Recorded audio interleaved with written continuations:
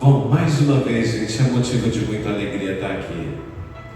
Confesso a vocês que toda vez que eu subo aqui, meu coração ele fica pulando dentro do peito. É uma alegria muito grande poder compartilhar aquilo que o Senhor tem feito na minha vida. E eu tenho certeza que Deus vai fazer na sua vida também o que Ele tem feito na minha vida. Podeis aceitar, irmãos, fiquem à vontade. Eu vou aproveitar, vou pedir para a Cat, projeta para mim, texto em 2 Crônicas, capítulo 7, do versículo 1 ao versículo 3. Logo em seguida, também Mateus, capítulo 3, versículo 11. Esse texto é muito importante, irmãos. Diz assim: quando Salomão terminou a oração, desceu fogo do céu e queimou completamente o animal oferecido em sacrifício e outros sacrifícios que tinham sido oferecidos, e a glória do Senhor Deus encheu o templo. E por causa dessa luz os sacerdotes não puderam entrar no templo. Ao verem o fogo descer e a glória do Senhor encher o templo, todos os israelitas que estavam ali no pátio se ajoelharam e encostaram o rosto no chão. Eles adoraram a Deus e louvaram, dizendo: louvem a Deus, o Senhor, porque Ele é bom e porque o seu amor dura para sempre. Agora o próximo texto, em Mateus capítulo 3, versículo 11. Eu os batizo com água para mostrar que vocês se arrependeram dos seus pecados, mas aquele que virá depois de mim os batizará com o Espírito Santo e fogo. E ele é mais importante do que eu, e não mereço a honra de carregar as sandálias dele. Até aqui, irmãos. Olha que interessante, muitas pessoas têm dificuldade para manter o fogo do Espírito Santo ardendo em seu coração. Como é possível que o fogo do Espírito Santo tenha ardido antes em nosso coração? Como é possível que o fogo do Espírito Santo tenha queimado anteriormente em nossas vidas? Nos últimos anos, amados, tem gente acordando sempre a respeito do que é a nossa geração. Já parou para pensar no que é a nossa geração hoje? Uma geração cheia de fogo do Espírito. Nós imaginamos que a nossa geração vai alcançar as nações. A geração missionária que quer alcançar todos os perdidos, imagina só, é o seu desejo do seu coração, alcançar os perdidos. A nossa geração, será que a nossa geração vai ver o avivamento acontecendo na nação brasileira? Quantas vezes nós temos ouvido isso falar? Basta nós entrarmos na internet, assistir qualquer ministração, nós escutamos assim: a nossa geração vai alcançar nações. A nossa geração vai ver o avivamento e o que está acontecendo na nossa nação brasileira. Nos últimos anos, o que mais se tem ouvido falar é sobre profecias sobre a nossa geração. A gente até fala que a nossa geração é uma geração relevante, é uma geração que vai mudar alguma coisa, uma geração que irá tocar a eternidade com as nossas ações. E a gente pode olhar para dentro de nós mesmos e perguntar: qual é as ações que eu estou tendo no meu dia a dia? O que fazemos hoje é orar por toda a eternidade. Em todos os momentos a gente está ouvindo que a nossa geração vai fazer alguma coisa grande, que a nossa geração vai fazer algo para o Senhor. O que você tem feito para Deus, meu irmão? Olha que interessante. Imagina você, quando nós nos convertemos, nós estamos lá cheio de Deus, Nós estamos ali com aquele coração novo, aquele coração de carne, nós estamos vivendo aquele sobrenatural. A primeira emoção que nós sentimos é quando o nosso coração ele é transformado. Nós começamos a sentir aquele arrepio, aquele calor do Espírito Santo, e a gente olha tudo que fala de Deus, a gente já está assim, glória a Deus. A gente fala para os nossos amigos, para os nossos vizinhos, olha, Jesus vai mudar a sua vida. A gente fala para as pessoas próximas, olha, vamos para o culto hoje comigo? Hoje é domingo, vai ter um culto. Quantas vezes, né? Lembra, amiguinho, eu falava assim para o povo, olha, vai comigo para o culto hoje. Preciso ir para a igreja, estou precisando, quero que você vá comigo. Se você for, eu vou. Olha que interessante. Quando nós nos convertemos, nós estamos cheios de Deus. Nós estamos motivados a conquistar pessoas, a trazer pessoas para esse Evangelho. E olha que interessante, mas por que será que parece às vezes que a gente não está vivendo essas promessas hoje? Por que será que a gente não está caminhando para lugar nenhum? E se a gente parar para assistir o jornal hoje, é cada dia pior. A gente vê situações atrás de situações. A gente pensa, poxa, será que a nossa geração realmente vai para algum lugar? Será que a nossa geração vai viver tudo isso? Será que a nossa geração vai viver todas essas promessas que nós temos acompanhado dia a dia? E às vezes nós nos sentimos como se tudo o que resta fossem algumas pequenas brasas. Imaginem as brasas que, talvez essas brasas estejam começando a se apagar, a se esfriar, como talvez num fogão de lenha. Acredito que alguns aqui têm fogão de lenha, outras que não têm fogão de lenha, têm churrasqueira.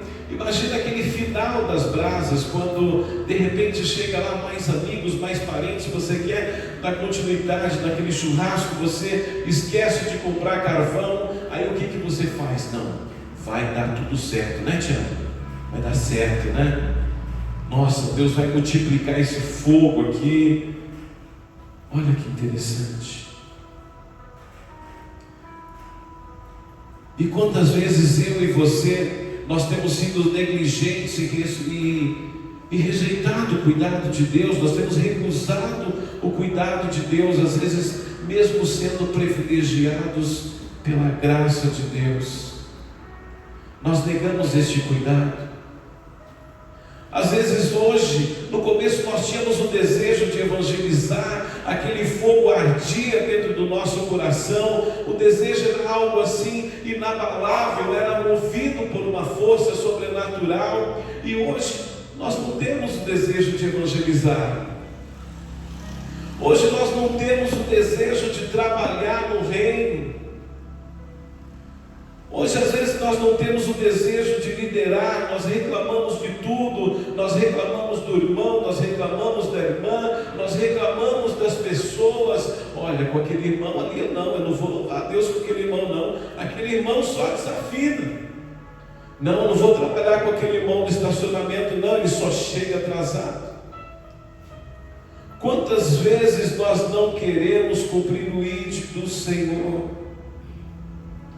Em Romanos 12:11 diz assim a palavra: trabalhem com entusiasmo e não sejam preguiçosos, sirvam ao Senhor com todo o fervor, ou melhor, sirvam ao Senhor com o coração cheio de fervor.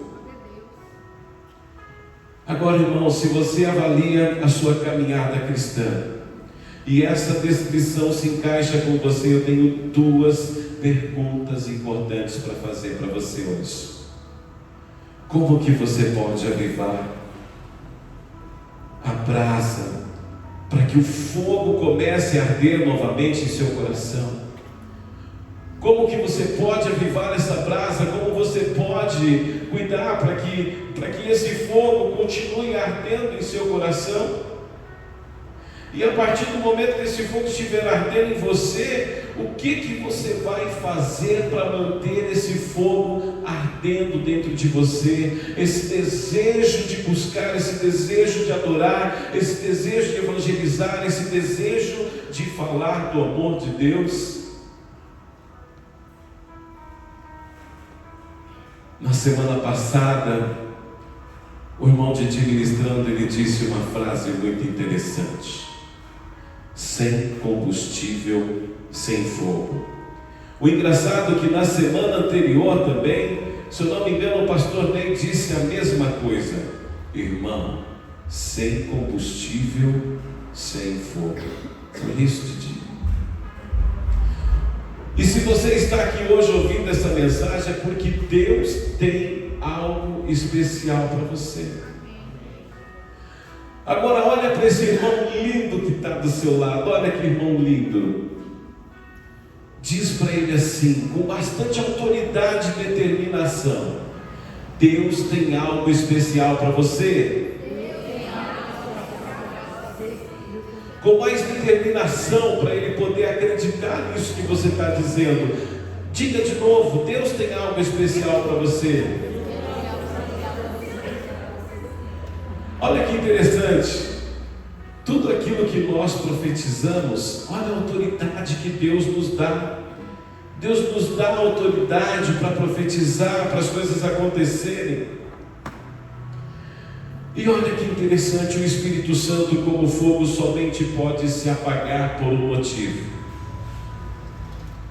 falta de combustível. Como dizem, sem combustível, sem combustível, sem fogo. E olha que interessante, a lenha, ela é um elemento usado para manter o fogo do altar aceso. A lenha, ela pode manter a chama do fogo acesa por um período longo e constante. Mas para que o fogo do altar permaneça aceso, é necessário colocar lenha todo dia.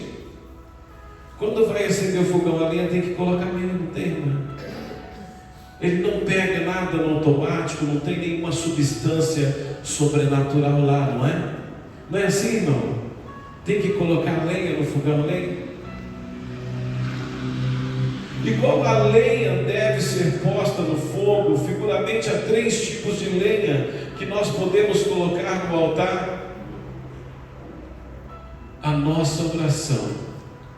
A nossa oração, ela é o primeiro elemento. A nossa oração é a lenha a ser posta no fogo. A nossa oração, ela é o combustível do crente. A vida do crente não é uma questão de escolha, irmãos. Não é uma questão de opção, uma questão de necessidade de sobrevivência espiritual. É uma questão de relacionamento com Deus. E olha que interessante, em Lucas 18:1 a Bíblia fala sobre o dever de orar sempre e nunca desfalecer. Em Romanos 12:12 diz lá: perseverar em oração. Colossenses 4:2, perseverar em oração. 1 Tessalonicenses 5:17, orar sem cessar. Olha aí o alerta, irmão, está aí a informação importante: orar sem cessar. E quando perseveramos em oração, o fogo ele sempre arderá no altar. O fogo que arde no altar, ele não se apagará. Está lá em Levíticos 6, versículo 12. Irmão, nós temos que manter a chama acesa. Lembre-se, sem lenha o fogo se apagará. Provérbios 26:20. Se você não orar, se você não buscar a Deus, o fogo do Espírito Santo não vai ativar em você. E se você ora hoje, deixar de buscar amanhã, deixar de orar depois de amanhã, deixar de fazer o seu culto doméstico, o seu culto do lar, o fogo não vai avivar em você. O segundo elemento mais importante é a palavra de Deus. A palavra, ela é o elemento principal para que o fogo permaneça aceso no altar da igreja. Meditando e praticando a palavra de Deus, irmãos, todos os dias, nós estamos colocando lenha na fogueira, nós estamos colocando lenha no altar do Senhor e assim não deixando a sua chama apagar. Mas a palavra de Deus, ela é poderosa, irmãos, ela inflama. E o interessante é que você já sabe disso, não sabe, irmão? Sabe ou não sabe? Quem sabe dá glória a Deus aí, irmãos. Olha que bênção. Por isso que eu quero trazer para você agora uma mudança de mentalidade. Algumas coisas vão acontecer com você até o final dessa palavra, e a primeira coisa é que você vai ser obrigado a romper com uma mentalidade antiga. A segunda coisa, irmãos, é que vai nascer uma nova mentalidade dentro de você. E a terceira coisa é que o Senhor vai derramar vinho novo sobre você. E olha que bênção, olha o que diz a palavra de Deus, projeta para nós, que é de Lucas 5:37.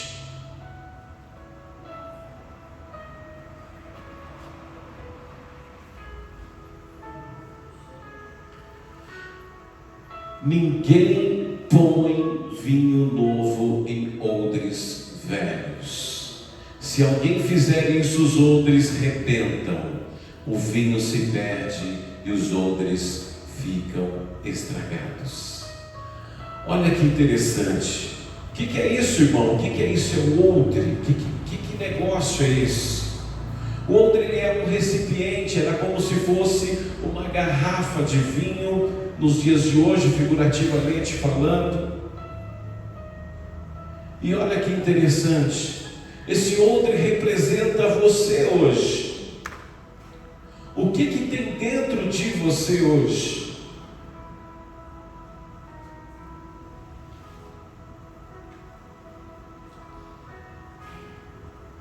E olha como Deus é maravilhoso. Eu preciso chamar a sua atenção, irmãos, para algumas coisas logo nesse começo. A primeira é que quando o vinho é deitado ou colocado dentro de um odre, imagine o vinho sendo colocado dentro de um odre velho, a Bíblia vai dizer que o odre se rompe. Mas ela não fala do vinho que cai no chão, ela só diz que quando o vinho novo é colocado no odre velho, o odre velho se destrói. Será que você hoje é o velho homem ou será que você hoje é o novo homem? Que natureza está dentro de você? Só que quando a Bíblia fala do odre novo, a Bíblia fala dos dois. Os dois são preservados, o odre e o vinho. Nós estamos, irmãos, em 2024 e no começo do ano eu trouxe uma mensagem aqui, o milagre que eu tanto busco. Eu desejava tanto milagre na minha vida, eu desejava que algo novo de Deus acontecesse na minha vida. Eu falava isso para os meus amigos, quem me conhece, quem caminha comigo, olha como eu queria tanto milagre do Senhor. Eu tinha um vício, eu era fumante, eu queria tanto parar de fumar. E eu planejava aquilo, a gente fazia jejum, a gente fazia oração e tal, aquela coisa toda, nós falávamos a respeito, nós tínhamos decidido, não, eu vou fumar menos cigarro hoje, eu vou fazer assim, eu vou fazer assado. Eu tinha um desejo tão grande, mas eu não tomava a atitude mais importante. Eu não tomava a decisão. Até que o momento da minha vida, tipo assim, eu olhei para aquela situação e falei: Senhor Deus, olha, o pastor colocou lá um banner que dizia assim: um desejo não muda nada, uma decisão muda tudo. E o que o Senhor quer de mim? E para complicar ainda mais, eu falava do amor de Deus, eu falava com as pessoas, eu falava: olha, Jesus é bom, Jesus ele vai mudar a sua vida, mas poxa vida, nada acontecia na minha vida. Mas por que nada às vezes não acontece na nossa vida? Porque nós não tomamos a decisão. E naquela noite, irmãos, naquela ministração, melhor um dia anterior, Deus tocava no meu coração: olha, e aí? Como que você quer continuar daqui para frente? Você vai falar do milagre que você tanto busca, mas qual é a sua decisão para alcançar esse milagre? Qual é a atitude que você vai tomar a partir desse momento? Orando a Deus com muita emoção, Deus tocou no meu coração. Hoje é o dia. Hoje é o dia da decisão. E naquela noite, irmãos, eu fui o milagre de Deus. Eu quero que você entenda que existe algo novo de Deus sobre você, sobre nós, e esse ano não vai ser só natural, esse ano vai ser o sobrenatural de Deus.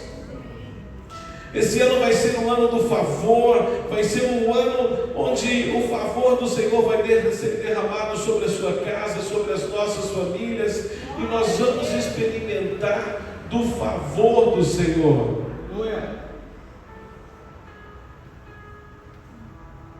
E agora, irmãos, é que para o vinho novo ser derramado, o odre precisa ser substituído. Como assim, irmão? Porque não adianta o Senhor derramar algo sobre nós se o casco não estiver pronto. Você está preparado hoje para receber o novo do Senhor? É a tua decisão. E quando nós fazemos uma pesquisa rápida sobre o vinho, a gente logo já descobre que quando ele envelhece, o que acontece? Acontecem várias reações químicas. E quando o vinho é colocado dentro do odre, ele é um organismo vivo. E lá dentro, ele continua a fermentação pela vida toda. O que isso quer dizer, irmão? Quando o Espírito Santo, quando o fogo do Espírito Santo, ele arde na sua vida, é algo para a vida toda. Ele continua ardendo, você vai ali alimentando, e o Espírito Santo continua a te encher, continua ardendo no teu ser.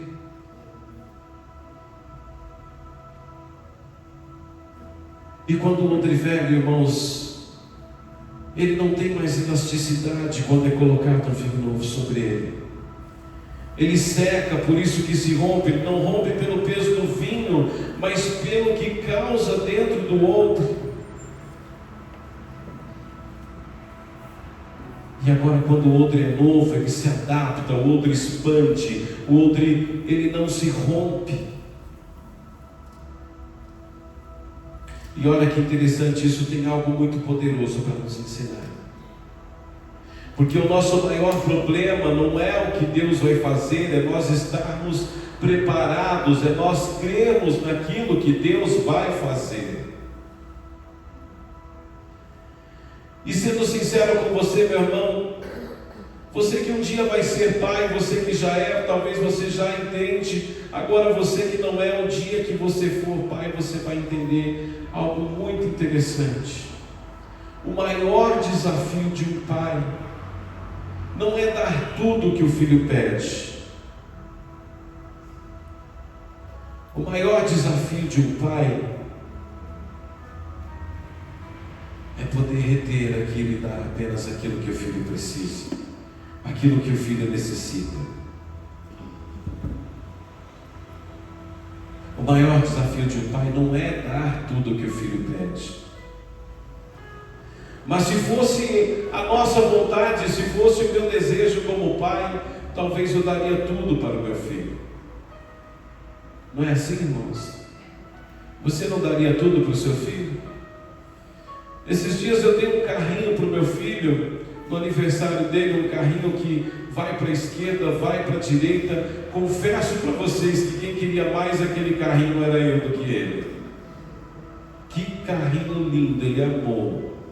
Ele trouxe todos os coleguinhas. Quando foi no dia das mães, estava ele com os irmãos varrendo. No final do dia das mães, ele lá com os amiguinhos dele, com o carrinho para lá e para cá. Pensa na alegria. E com isso, irmãos, a gente descobre que o nosso amor é limitado, nós somos limitados. Imagina o amor de Deus sobre nós, imagina o quanto Deus quer nos abençoar. Imagina o quanto Ele quer cuidar da sua casa.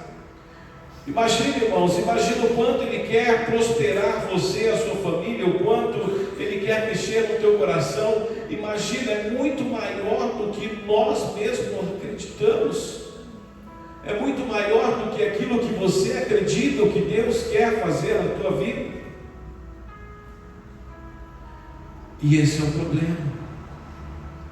O problema é que a gente não acredita, porque a nossa mentalidade é colocada dentro de uma caixa, e por muitas vezes essa caixa, ela às vezes é mais apertada do que parece, ou mais apertada do que talvez deveria. Tem muita gente que vive um evangelho não baseado na Bíblia, mas baseado em uma religiosidade que não é bíblica. Vive um evangelho de prisão, vive um evangelho de liberdade, vive um evangelho onde uma igreja é maior do que a outra, onde um é mais importante do que o outro. Às vezes até falamos das outras igrejas, irmãos. Às vezes nós falamos do jeito que a outra igreja prega, do jeito que a outra igreja atua, do jeito que a outra igreja faz. Mas olha que interessante, o Evangelho nos coloca lado a lado, o Evangelho tira as barreiras, o Evangelho ele tira os degraus, e só existe um que está no degrau acima de todos, e o nome dele é Jesus de Nazaré.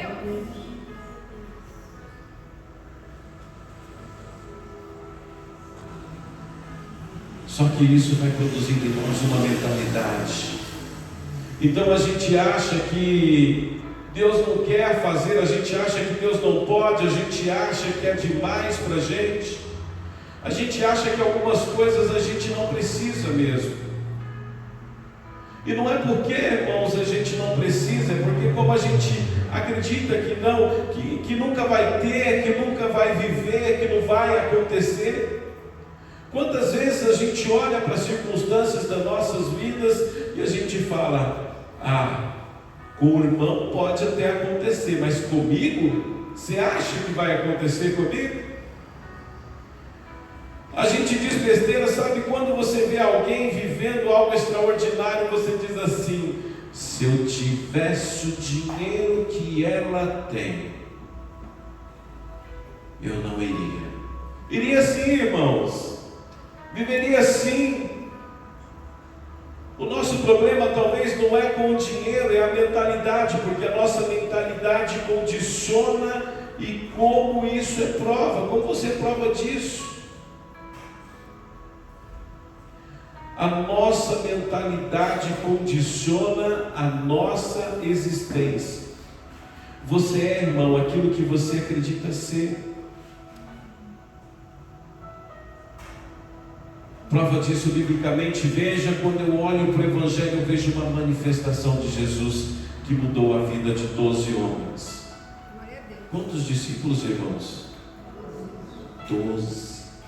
12 homens. Um se perde no caminho porque conheceu Jesus, mas não deixou ser transformado por ele de maneira completa. Lembra dele? Mas permanecem 11. E esses dão sequência no trabalho de Jesus. E o interessante é o que acontece com a igreja quando termina os evangelhos. Esse movimento que continua crescendo, esse movimento que Jesus criou, e nós estamos aqui, irmãos. Esse movimento ainda cresce em nós em 2024, ele ainda é o nome mais importante do mundo. Ninguém maior, ninguém chega perto, ninguém se compara a ele. A honra, a glória, o louvor, tudo é dele. E olha que interessante, o pessoal das redes sociais, quando vai fazer uma publicação, também sou assim. Quando eu vou publicar os vídeos da igreja, eu coloco lá #Jesus. Sabe por quê, irmãos? Se você vai fazer uma publicação com a #Jesus, é a publicação que mais tem curtidas de pessoas que buscam, pessoas que têm a necessidade de ouvir algo de Deus, pessoas que têm a necessidade de compartilhar da palavra de Deus.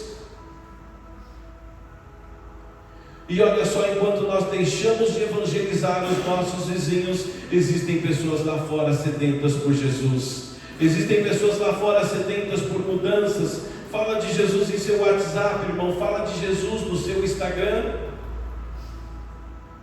Não polarize as redes como algo do inimigo. O inimigo quer que as pessoas se prendam ao mundo. Você tem falado de Jesus no seu WhatsApp, no seu Instagram? Ou você tem falado mal do WhatsApp, mal do Instagram? Aquilo é coisa do diabo. Mas você fala com os seus parentes lá, você fala com os seus amigos, você fala com os seus vizinhos. No seu trabalho, então, é o WhatsApp. Existem pessoas lá fora à espera de um milagre, assim como o dia foi comigo. Talvez tenha sido com você. Quando você vê em Atos dos Apóstolos, você vê que os milagres continuam. Jesus foi embora, mas os milagres permanecem. Jesus foi embora, mas a multiplicação continua. Jesus foi embora, irmão, mas o cego ainda consegue ver. O Senhor foi embora, mas o surdo volta a ouvir. O Senhor foi embora, mas aquele que era miserável, o Senhor coloca no lugar de honra. Porque Ele não foi embora do jeito que a gente acredita. Ele foi para preparar o nosso lugar e deixou conosco o Espírito Santo. Você pode dar glória a Deus, irmãos. Jesus foi preparar o nosso lugar e deixou o Espírito Santo. Glória a Deus. Você entende? O Espírito Santo, Ele é o nosso melhor amigo. Ele é o nosso ajudador. É aquele que nos convence quando a gente está tomando uma decisão errada, irmãos. É aquele que nos convence do pecado, da justiça e do juízo. Mas veja bem, a Bíblia vai contar a história de um garoto, um rapaz que é coxo, em Atos capítulo 3. Se vocês se lembram da primeira ministração, esse rapaz que era um coxo, ele ficava na porta do templo todos os dias. E aí você vai observar que a Bíblia narra que quem conta diz: olha, o rapaz que era coxo era levado à porta do templo todos os dias. E nessa porta o que ele fazia? Ele pedia esmolas. Então imagina uma cena comigo, um jovem rapaz que tem uma deficiência que não é uma limitação completa. É uma pequena limitação, mas não é completa. Ele está à porta porque é levado para aquele lugar todos os dias. E na maioria das vezes, o que ele deseja é que o copinho dele de esmolas se enche. Está pegando, irmão? Olha só, um coxo, um paralítico, uma pessoa pedindo esmola, um copinho, aquelas moedinhas balançando. Só que isso vai produzir dentro de nós uma mentalidade. E quem pede esmola, irmãos, normalmente ele levanta a mão, ele levanta algum elemento que seja preenchido. Então a expectativa daquele coxo, a expectativa daquele paralítico não era andar. O coxo nem passa pela cabeça dele que um dia ele poderia andar direito. Não passa pela cabeça dele que ele pode encontrar alguém cheio de Deus no caminho, que mude a história dele, porque ele não tem como sonhar com isso. A mentalidade dele é de paralítico. Por mais que ele seja coxo, no que ele só pode imaginar: hoje eu vou para a porta do templo, eu vou chacoalhar o meu potinho e vou falar assim: me dá uma esmolinha, pelo amor de Deus. A nossa mentalidade declara muito sobre nós. Ela explica muito sobre o que nós vivemos, sobre a nossa maneira que nós falamos, sobre como você se relaciona. Então, quando eu olho para o paralítico, eu vou sempre ver o coxo. Mas para você entender que a mente dele é de paralítico, você percebe que a disposição dele está limitada a um copo pequeno. E o que isso implica, irmãos, é simples. Aquilo que eu busco é aquilo que eu encontro. E quando a minha limitação ela é alimentada, fica ainda pior.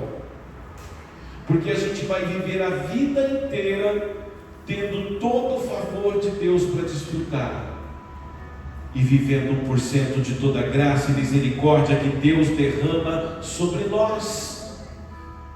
Você quer passar a sua vida inteira vivendo somente 1% de toda a graça e misericórdia de Deus sobre a sua vida?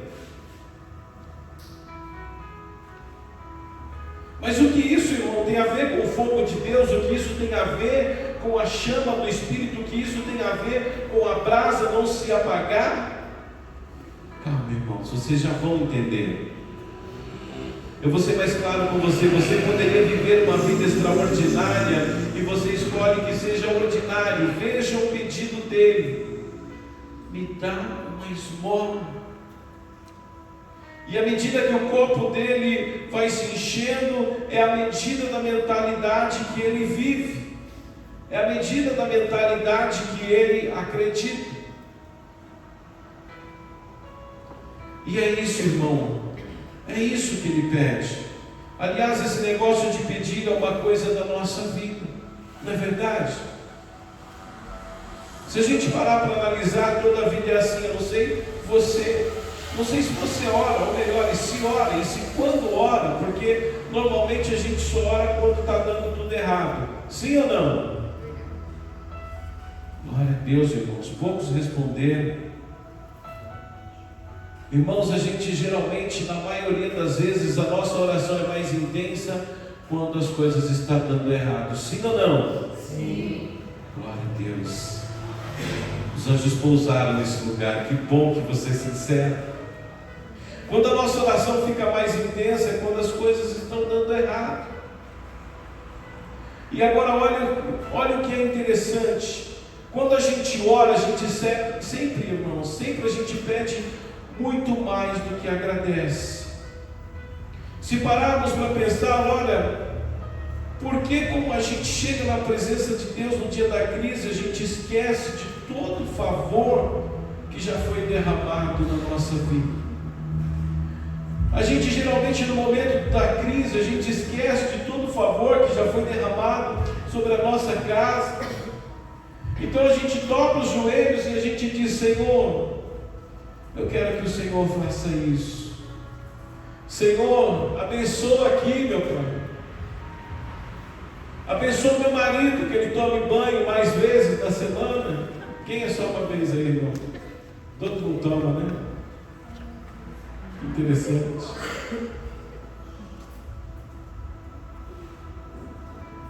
E olha que interessante, irmãos. A gente continua assim: ó Jesus, oh meu Deus, não glorifica não, viu, irmão? Vai pensando no marido aí, vai vendo na imaginação. Depois você diz assim: Jesus, faz isso, Jesus. Faz aquilo, Senhor, me dá isso, Senhor, me dá aquilo. Só que tudo que a gente pede está condicionado àquilo que a gente acredita. Você entende que a nossa mentalidade, ela, ao mesmo tempo que declara, ela também nos limita?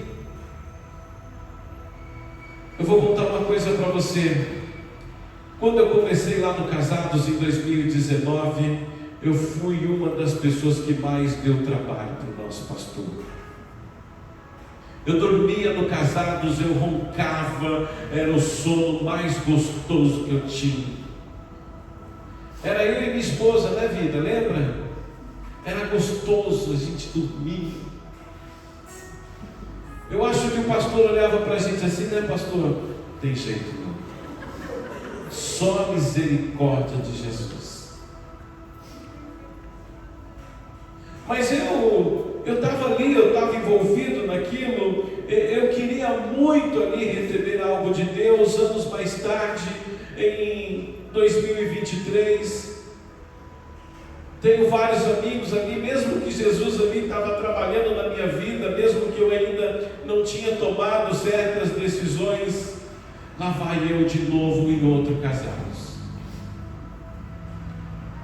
Tinha vários amigos que precisavam e eu tive uma ideia: olha, 2019 Jesus me ajudou, eu dei uma turbinada no meu casamento, o casamento dos meus amigos, dos meus familiares não está legal, então eu acho que o casamento deles vai dar uma melhorada, assim como o meu deu.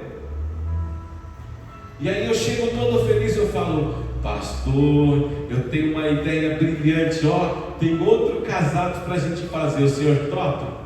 Mas não se preocupa não, se tiver alguma coisa que fazer, não se preocupa, eu faço tudo, eu resolvo tudo. Aí o pastor olhou assim para mim: é mesmo? Então faz o grupo, marca a reunião, irmão. mas que depressa ali a gente foi cativando aquelas pessoas, formou-se o grupo. Chega lá no primeiro dia da reunião, a reunião que vai definir os padrões do grupo casados, e aí tem uma votação lá, quem vai ser o líder em treinamento. E eu só queria despejar aquele pessoal lá e pular fora, não queria nada com Jesus, eu estava ali, eu não queria não, irmão, eu só queria jogar o povo na mão do pastor. O pastor é bom nisso, o pastor arrebenta. E olha que interessante, na eleição de quem vai ser o líder em treinamento, as pessoas escolhem, é o Gilmar, camisa 10, lembra, pastor?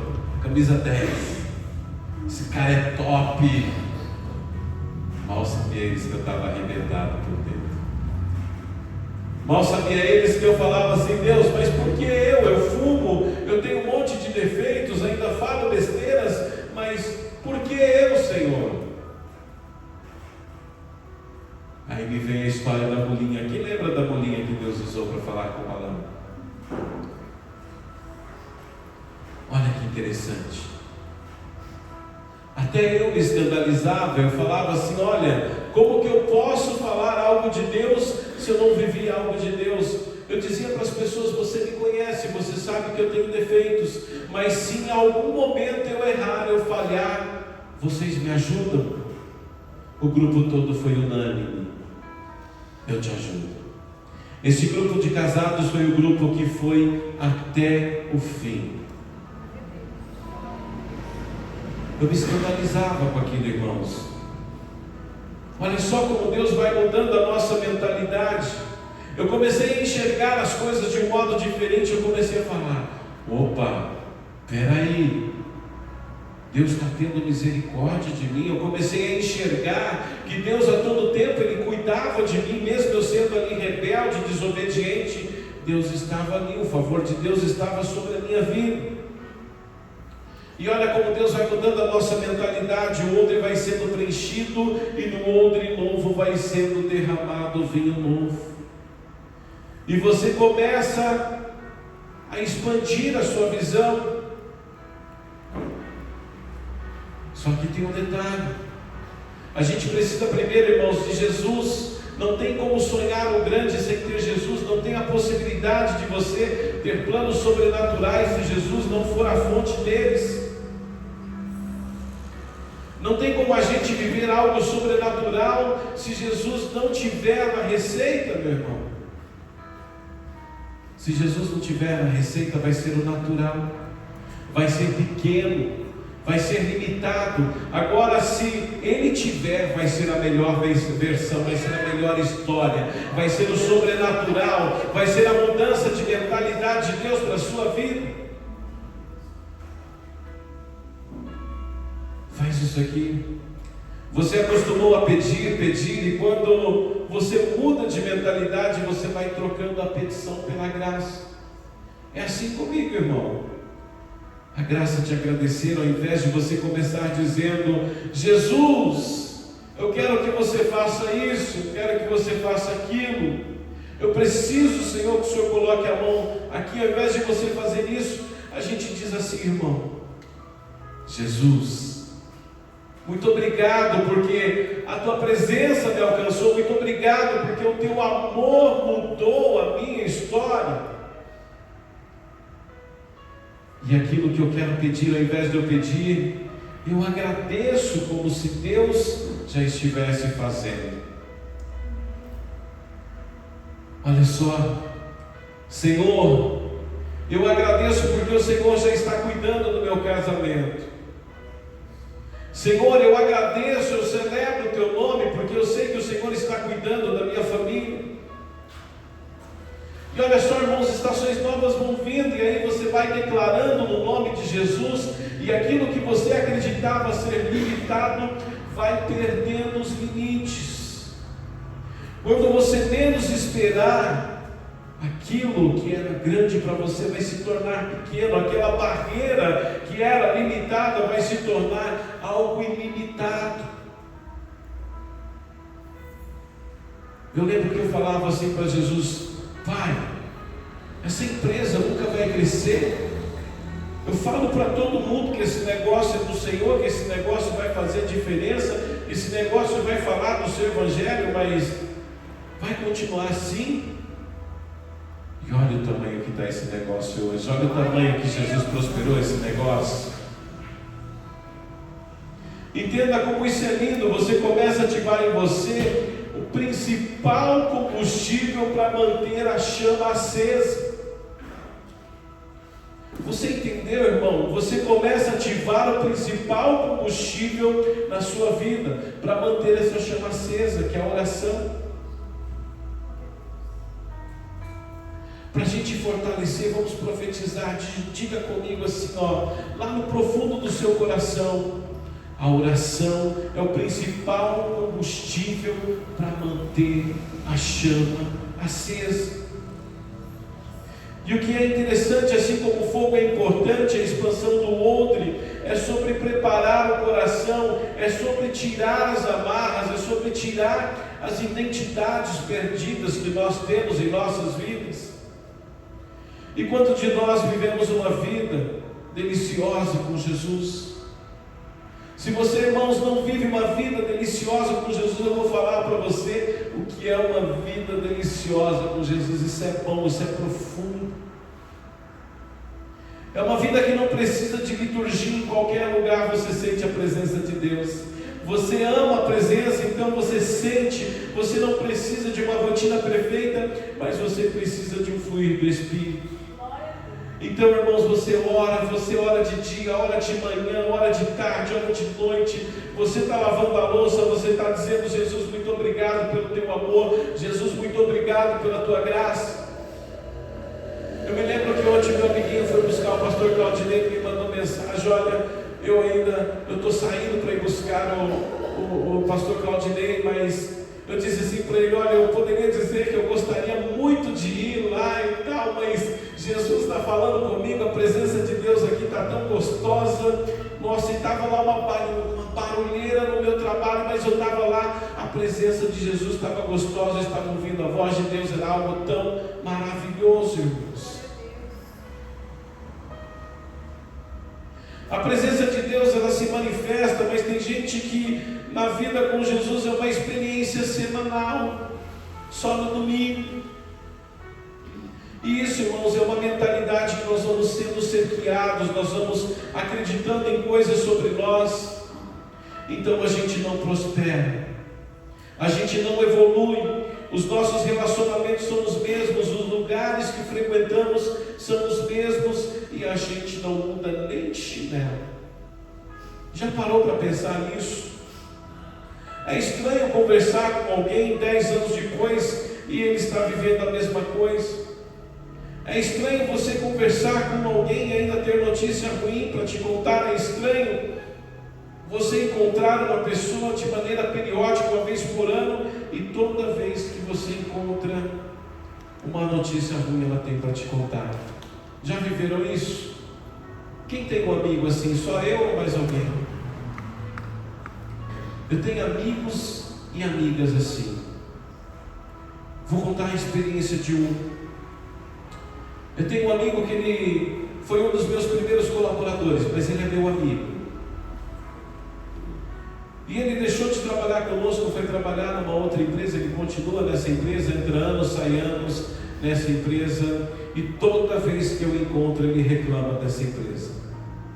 Ele fala: porque o meu patrão é isso, porque, olha, eu não aguento mais encher saco de areia, eu não aguento mais fazer esse trabalho, eu estou com dor na coluna, eu estou com reumatismo, eu estou com um monte de coisas, e ele vai falando aquilo, e toda vez que eu encontro ele é a mesma história. Às vezes eu até pergunto para ele: você ainda está lá na empresa? Certa vez eu, muito irritado, eu disse para ele assim: irmão, começa a celebrar o que Jesus está fazendo, ou você vai permanecer igual daqui a 1 ano, daqui 2 anos, daqui 3 anos. E ele com o olho arregalado olhando para mim, eu falei: amiguinho, eu estou seguindo em frente, eu estou sentindo que você não quer seguir em frente. Eu estou indo para onde Deus deseja. 2023 foi incrível, mas 2024 vai ser melhor. Ana da decisão, irmão. Você entende que quando Jesus ele entra de verdade dentro de nós, a nossa mentalidade ela é mudada. A gente começa a viver um negócio assim, para a gente antes estava tudo bom. Só que daí a gente experimenta uma coisa, e aí existe uma máxima, a máxima é que o paladar não retrocede. Alguém já viu o paladar retroceder? Então a gente experimenta um outro degrauzinho, a gente começa a evoluir, aí alguém vem e diz assim: ei, faz isso não, hein? O que é isso, irmão? Tem gente que queria estudar e não estudou, porque alguém falou assim que ela ia se desviar. Tem gente que queria comprar um carro melhor e o outro disse que não era para não comprar, porque senão ele ia escandalizar a outra pessoa. Ele iria ostentar aquilo que ele não vive. Teve gente que disse que ia casar e alguém frustrado disse: não casa com ele não, aquele cara é um miserável, ele é um mau caráter. E não casou e está vivendo uma vida triste porque foi preso na mentalidade do outro. E às vezes mesmo querendo romper, esse é o problema. Às vezes as pessoas que nós amamos, pessoas que amamos muito, são responsáveis para que a nossa mentalidade não mude. Ao mesmo tempo que nos amam, cuidam de nós, fazem com que a nossa mentalidade siga igual aos mesmos padrões. Irmãos, eu quero mudar de mentalidade hoje. Se há algo que eu tenho que mudar em minha vida, eu quero mudar hoje. E as mesmas falas, as mesmas conversas, é como se eu quisesse soltar do copo da esmola e o meu amigo, meu irmão, meu parente pegasse o copo do chão e devolvesse ali na minha mão dizendo: olha, eu te ajudei. Entende a mentalidade?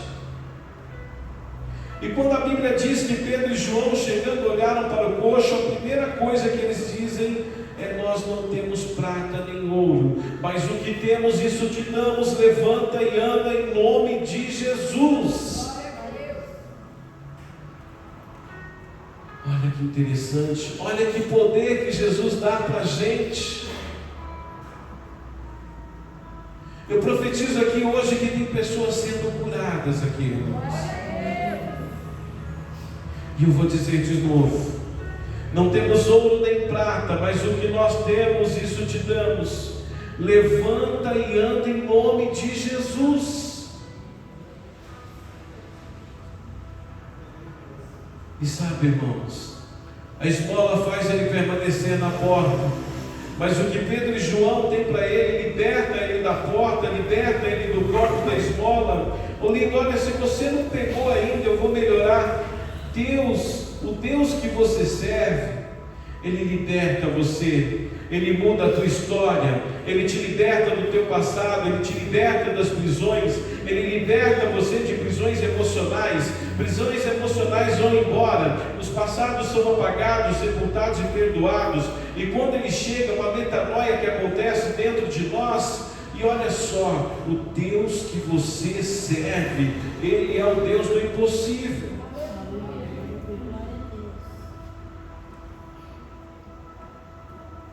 Eu imagino um paralítico, eu imagino Pedro chegando, e ele olha para João, eu imagino que ele fala assim: Pedrinho, dessa vez vai ser diferente.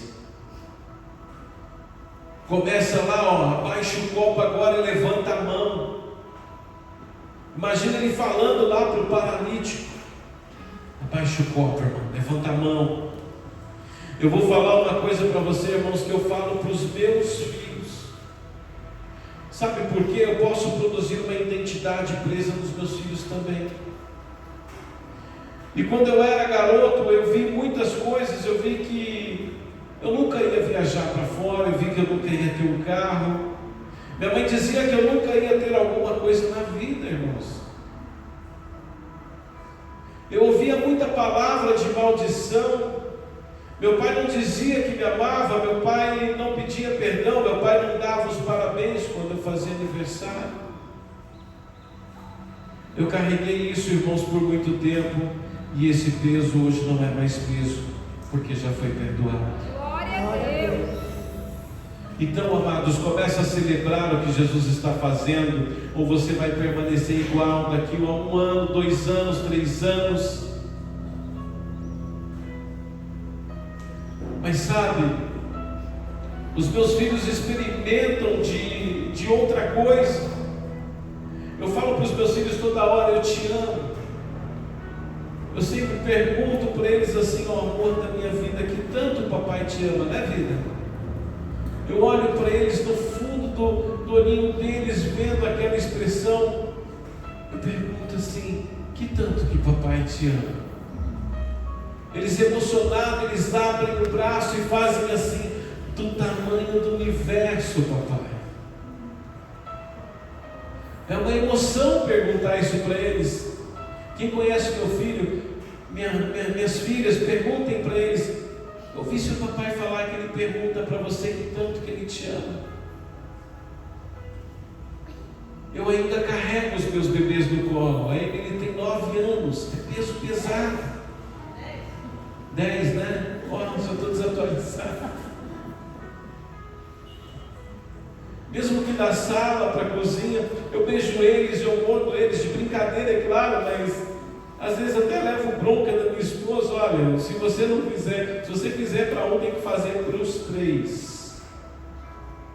E se eu carregar um e não carregar o outro, a confusão está armada.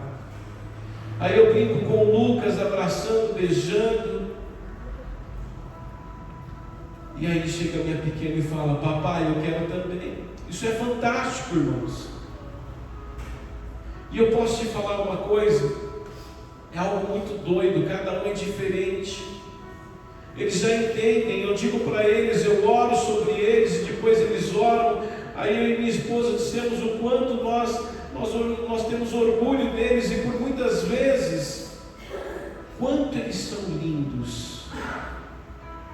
As nossas crianças são as mais lindas, irmãos. Eu sei que você tem filhos lindos, mas as minhas crianças são as crianças mais lindas.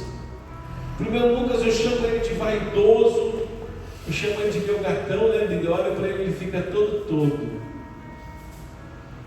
Eu falo para eles assim: nossa, como você é inteligente. Eles vieram ontem na igreja, soltaram pipa, aproveitaram bastante. Nossa, você sabe soltar pipa. O pai não sabe soltar pipa. Aí ele manja.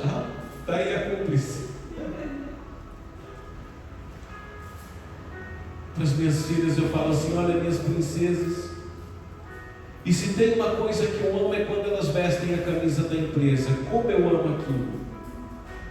Eu digo para eles: vocês são melhores que o papai.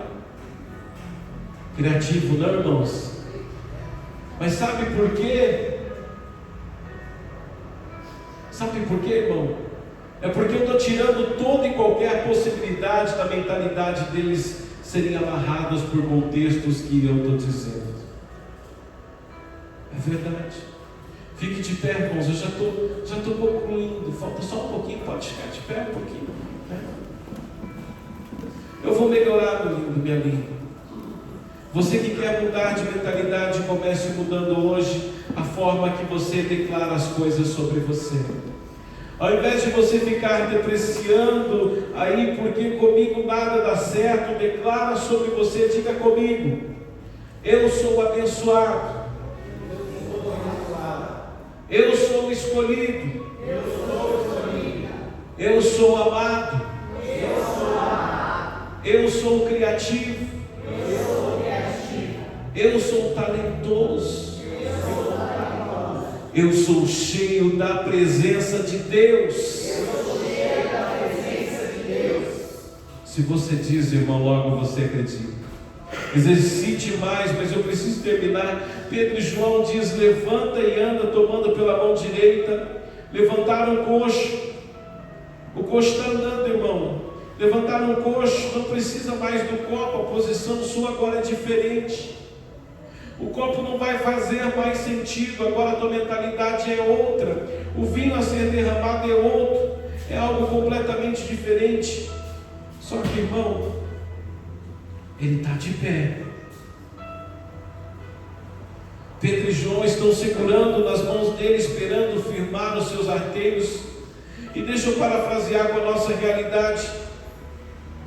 Deixa eu parafrasear com você a realidade que nós estamos inseridos. Eles estão dando tempo para a mentalidade dele mudar, enquanto seguram na mão dele. A mentalidade dele antes era de alguém que ficava sentado o dia todo. Agora a mentalidade dele é de alguém que vai estar de pé. E quando ele firma, Pedro e João soltam ele, e ele começa a pular de alegria, ele começa a celebrar. Ele era um coxo, agora ele é um milagre. Agora ele é um testemunho de um milagre. Agora lembre, irmãos, de tudo isso como começou.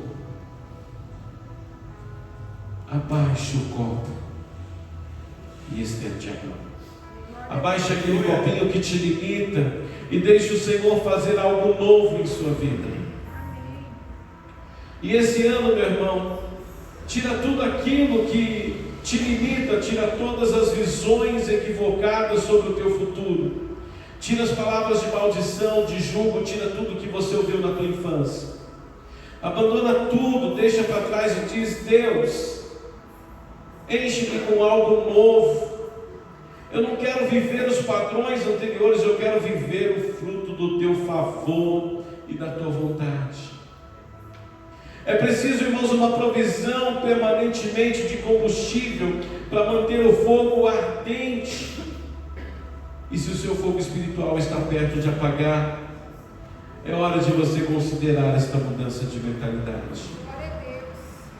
É dessa forma, irmãos, que quando a nossa mentalidade muda, a gente acessa o favor de Deus. É uma maneira sobrenatural, as coisas vão ficando estranhas, as brasas vão se acendendo, e quando você vai ver, você está num lugar que sonhou a vida toda. Quando você percebe, você está entrando numa igreja, irmã, e quando você menos percebe, a maternidade está acontecendo na sua vida, e quando você percebe, a promoção do trabalho está vindo, e quando você percebe, a sua vida mudou e você diz: meu Deus, como que eu consegui viver sem isso? Quem me conheceu antes sabe da minha história e sabe também do que Deus fez em minha vida. Tenho uma vida, irmãos, de oração. A oração é uma das maneiras mais diretas de relacionamento com Deus. Agora feche os seus olhos, vai lá no profundo do seu coração, ore comigo. Senhor, nesta manhã, Senhor, eu quero entregar a minha vida no teu altar. Eu quero quebrar todas as barreiras, todas as limitações que me impedem, Senhor, de acessar o teu favor. Eu declaro, Pai, hoje, Pai, a cura, Pai, sobre a minha vida de tudo aquilo que limita. E eu quero agradecer, Senhor, porque o Senhor tem cuidado de mim, o Senhor tem me ensinado. Eu quero agradecer, Senhor, pelo favor imenso que talvez eu não tinha noção, mas agora eu entendo, Senhor, o que o Senhor pode fazer em minha vida. E nesse momento, Pai, eu já declaro, Pai, o teu favor sobre as minhas gerações, sobre as nossas gerações, sobre a vida dos meus filhos, Pai, sobre a vida dos meus familiares, que algo sobrenatural, Pai, vai acontecer. E desde já, Pai, eu te agradeço por este momento e por tudo que aconteceu hoje aqui, em nome de Jesus, amém.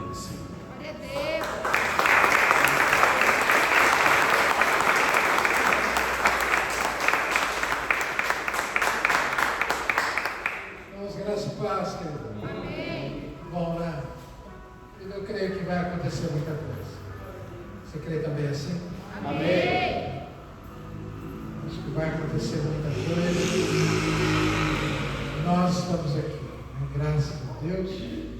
O Senhor tem nos sustentado, mas vai acontecer. Eu creio que vai acontecer. A gente poderia declarar: está acontecendo, tá, mas a gente sempre declarar que vai acontecer. Porque nem sempre o dia que a gente vive é o que a gente deseja. Na verdade, a A gente pensa no domingo fantástico, com churrasco no almoço, né? Café da tarde, e nem sempre é assim. Mas o importante é que vai acontecer. Amém. Tudo que Deus prometeu para a sua vida. Aquele que começou a obra, Ele continua fazendo, e é Ele que vai cumprir até que o Senhor venha. Não é isso que a Bíblia diz? Então o Senhor, Ele é fiel para cumprir. Querido, Deus abençoe o seu domingo, que Deus abençoe. Às 19 horas estaremos aqui, né?